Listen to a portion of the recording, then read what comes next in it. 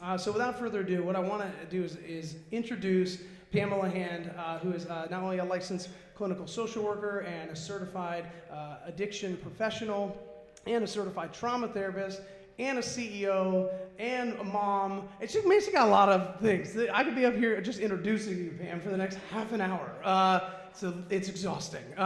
She's an incredible therapist. I've got to work with her hand in hand for the last 2 years. And I've just seen her heart for patients, her care, and what she believes about recovery and how we can change people's lives. And so I'm honored to work with her, and I want us to give a big round of applause to Pamela Hand. There you go. Hello, everyone. I'm Pamela Hand, and I am a dreamer. I dream big, and I'm also a risk taker.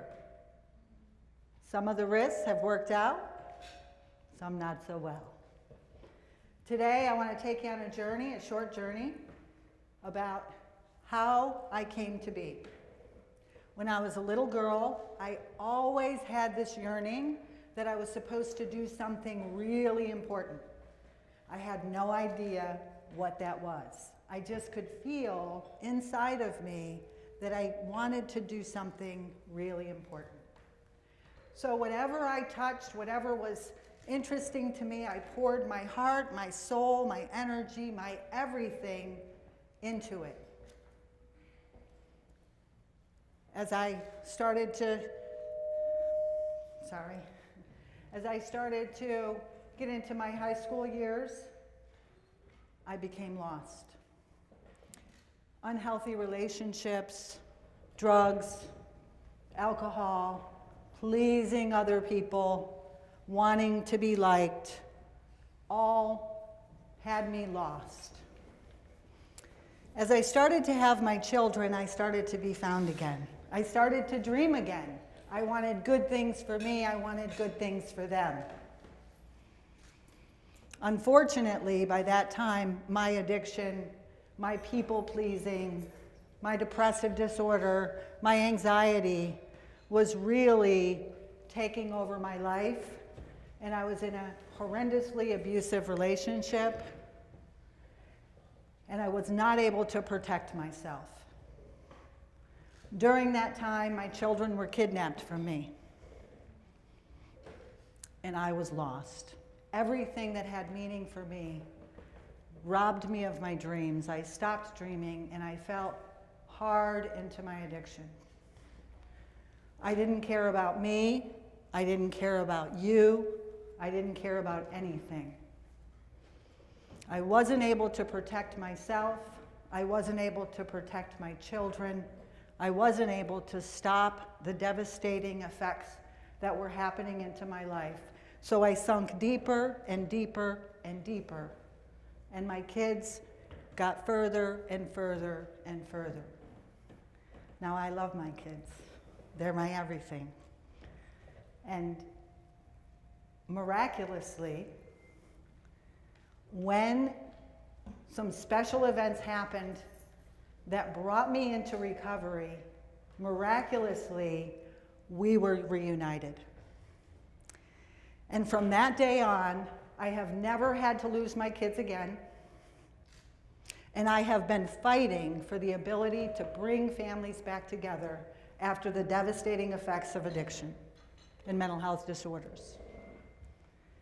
So I went to school, I got my education, I started building a really solid foundation in my recovery program, and I was determined that I would never lose my kids again, that I would never lose my recovery, because it had to be the most important thing in my life so that I could give this message to others.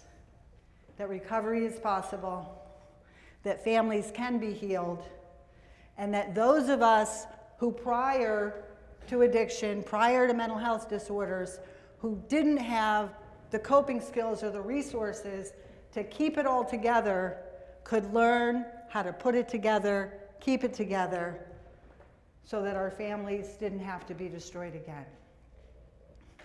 So I did the damn thing. I did the deal. I went to school. I tugged along my briefcase in the pouring rain, through lots and lots of parking lots, and through many, many hours of sacrifice, I was able to get my education, and I started working in the field of mental health and substance use disorders. And I absolutely loved it. I knew that I had found my calling, and there was nothing better in life other than being a mother that got me up in the morning to do the things that I wanted to do. And I started working with families, and I started working at programs, and then I started to develop programs. And what happened was I worked at these huge facilities, and there were things in those huge facilities that I absolutely loved. They gave me incredible opportunities to really develop myself. There were also some things in those larger facilities that I didn't necessarily agree with. So I wanted to stop building programs for facilities that were not in alignment with what my mission is. And so that's how Recovery Solutions came into existence. At Recovery Solutions, I get to develop a team that provides services to individuals with substance abuse and mental health disorders. We get to take care of every aspect of their lives, from do they have enough toilet paper to what is their recovery plan going to look like. I get to be an intricate part of helping my team to be able to provide these services and pick the right people to put in place to really care for our loved ones. At Recovery Solutions, we are there 24/7. We get up every day to be able to let people know that recovery is possible, that the breakdown in the family can be healed and rebuilt, and that recovery is a good life and recovery can win. I know that even in this room, there are people who are suffering, and they're suffering in silence. They have indicators that tell them that there's something wrong in either your life or the life of your loved one. Possibly there's money missing, it's unaccounted for, nobody knows what's happening, although there's a sense that possibly you know, but you don't want to believe. Maybe you're disappearing or your loved one is disappearing, and you can't account for where they are. And when you ask them about their whereabouts, they become defensive and don't want to answer that question. Or you start to see the characteristics of the person starting to change. Their mannerisms, their tone of voice, the way in which they dress, the way in which they keep their room or their appearance is starting to change. Those are just a few indicators that there's probably something going on that you need to address. For those of you that have any of those things going on, please come up to me, talk to me, let me know so that I can help you. If you don't feel comfortable coming up to me and letting me know that you need help, I've put some cards at the front table, and I have an informational gift for you. Please fill that out. I will contact you, and I'll be happy to send you that gift from me to you. What I want you to know today is that I've been where our patients have been. I was talking this morning about what an incredible experience this is for me, and what a huge transformation this has been. As a person who has a depressive disorder, as a person who has an anxiety disorder, where if I had to go to a new place or if I had to be around new people, I was devastated and I did not want to go.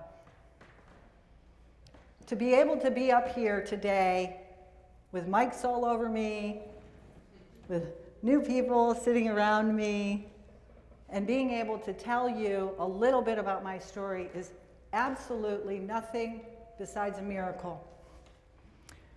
Recovery is possible.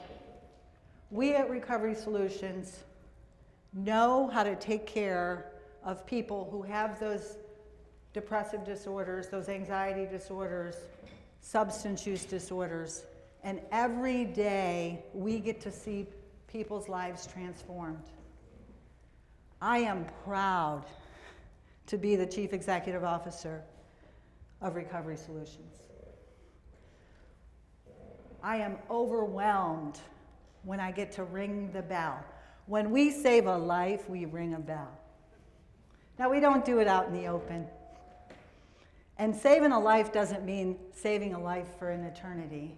It can be just a shift in someone's attitude, just a triumph of somebody doing something that they never thought possible. I am the lucky one. I was led down a path of recovery. I have not had to pick up a drink or a drug for over 30 years. This month is my anniversary for 31 years.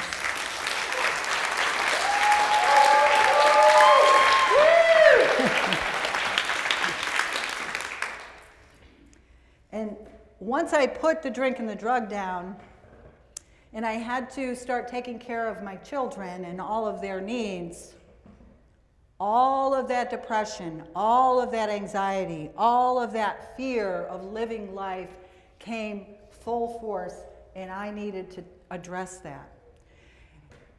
And I tell you that today so that you know that I know what hell is like. I also know the way out. And I am so incredibly grateful that I have a team that believes in me and follows me and helps me to help others as they climb out of the pit of hell, because none of us have to live there.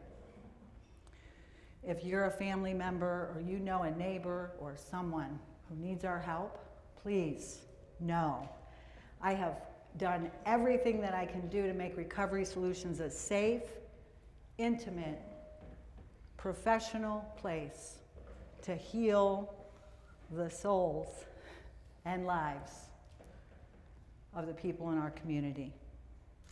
Thank you so much for being with me today, and thank you for listening to a little part of my story. I am a dreamer. I'm not done dreaming yet, and you're all a part of that, and I mean that sincerely. Before I end, I want to introduce you to some very special people. Every single one of you in this room is special to me. Please know that. You showed up for me today. I always appreciate that. The two children that were kidnapped from me, my son and my daughter, Kristen and Thomas. Kristen? Come on, stand up. Where's Thomas? There he is.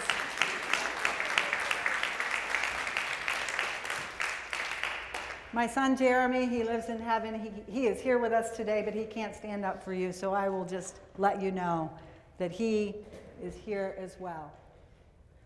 To my incredible Recovery Solutions team, please take a stand. Please.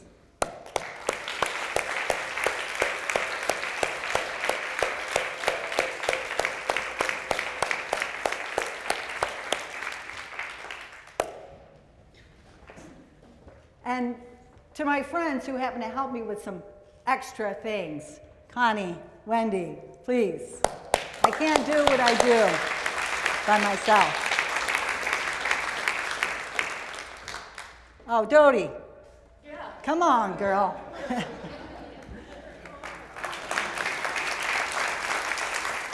She poofed the hair. I want to thank you all for coming today. I want you to know that recovery is possible.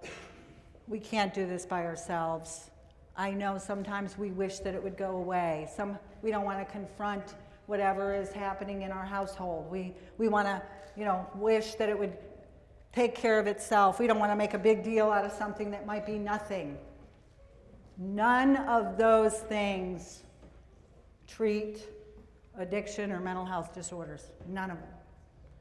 What treats addictive disorders, substance use disorders, mental health disorders is a whole bunch of love, a whole bunch of guidance, a whole bunch of direction. And no matter what the diagnosis, the antidote is love.